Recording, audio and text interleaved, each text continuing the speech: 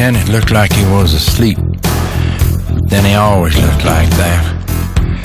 As for me, my nerves were as jagged as a toothache. My eyes were sore from squinting against the sun and beads of sweat. I was so jacked up I thought I could hear everything within a half-mile radius. And I could feel the enemy in the village up ahead. I was peeking over the lip of a ditch that was half full of water. I hadn't moved in a half an hour, and I wondered if I'd live to see another day. And while I was lying there, 3 distinct memories drifted through my mind. I remembered everything about each one of them. They all had to do with times in the past when I was in serious trouble, wondered if I'd get through it. Then my dad's face appeared, because he'd said the same thing to each incident when I asked him for help. He said, "Don't worry about it, son.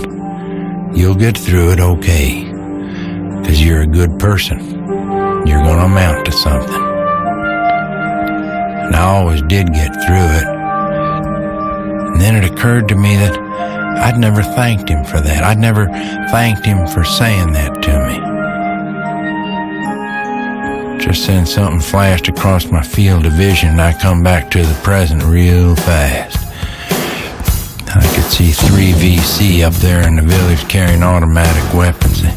They disappeared into a hooch. I looked over at my good buddy Digger. He'd seen them too. The rest of the squad was flanked off to the right. The lieutenant gave me and Digger the high sign. We slithered over the lip of the ditch and started snaking through the seagrass toward the village. When we was about 5 yards away, we hugged the ground. We could hear him talking inside. Digger had that half smile on his face that he always had. I'd already jacked around into my sawed-off 12-gauge pump shotgun that I used for close-in fighting.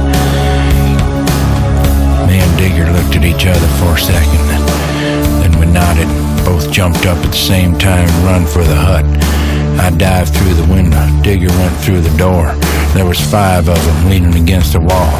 Digger opened fire first, stitched some holes in 3 of them that spouted blood. I did the 4th. The 5th one was too fast. He jumped up and fired point blank at Digger. Digger was jerked back like he was on the end of a rope, and there was a hole in his chest the size of a baseball. I leveled my shotgun and fired, pumped and fired again. What had once been a VC disappeared from the waist up in an explosion of flesh and blood.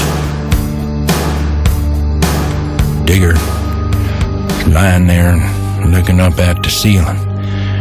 I figured it was the last thing he's ever going to see. He still had that half smile on his face. His mouth is moving. I leaned down and put my ear to his lips, and he whispered to me, "Indiana." Then his eyes rolled back in his head and he died. Just like that, the best friend I'd ever had in the world was gone. Then I heard the lieutenant out in front blowing his whistle and guys running around and mortar shells going off and automatic weapons firing, and realized we'd been suckered into an ambush. I threw down my 12-gauge and unslung my Volmat 223. I jacked in around and set her on full automatic. There was no way they was going to get away with this. Just before I run through the door, I thought to myself, all right, let's rock and roll.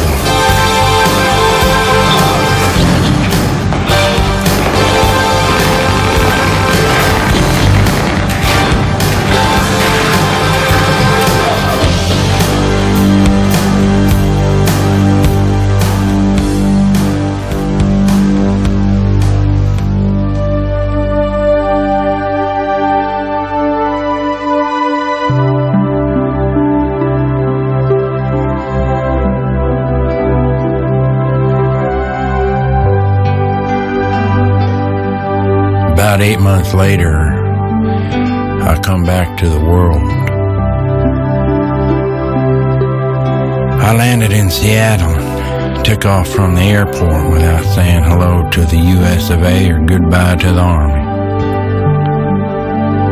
I bought a little old pickup truck and drove the 1,000 miles down to the little town in California where I was born and grew up and married my high school sweetheart just after graduation. I kissed her hello. We hugged each other so tight we thought our bones would break. Then I took my little boy and we drove out to the desert to see my dad. It was a hot, dry morning. The sun was just coming up. We drove through the little desert town of about 1,000 souls and turned off on the dirt road that led up to his house. I was determined to tell him how much his words had meant to me and how they'd saved my life. Rooster tail of dust billowed up behind us as we drove up the road, and I could see a little old desert shack just nestled up there against the buttes. The sun was just starting to hit it. We pulled up, got out, and stopped. The door was hanging open on one hinge. All the windows is broke. Sand had drifted in and a lizard run out. My little boy found a family of mice living in the stuffing of my dad's favorite chair that was looking out over the long, empty desert. A neighbor come by and said that he'd died a couple months before.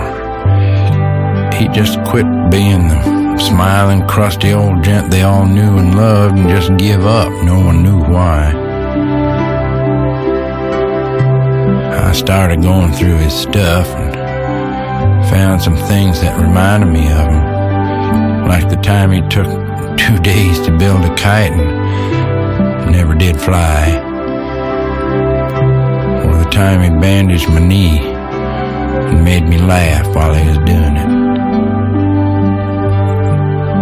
or the time we sat side by side on the couch looking at a picture book of castles in England, and he told me a little bit about each one of them. He loved them so. My little boy said, "Hey, Dad, what's this?" And he handed me a crumpled up piece of paper. The mice had chewed some holes out of it. I uncrumpled it and had mimeographed words on it. It said, "We regret to inform you," then a mouse hole, and then "in action in the service of his country." Suddenly I knew why my dad had died. Those people in the government and the army hadn't managed to kill me, although they'd tried hard enough. Their stupid mistake had made my dad think that I had died. He'd failed in his dream for me. Suddenly life didn't seem worth living for him anymore, and he'd just give up. While I was standing there, I suddenly saw in my mind's eye who the real enemy was. These worthless little people in the government trying to intrude their useless ideas into the lives of decent people. I could see it happening.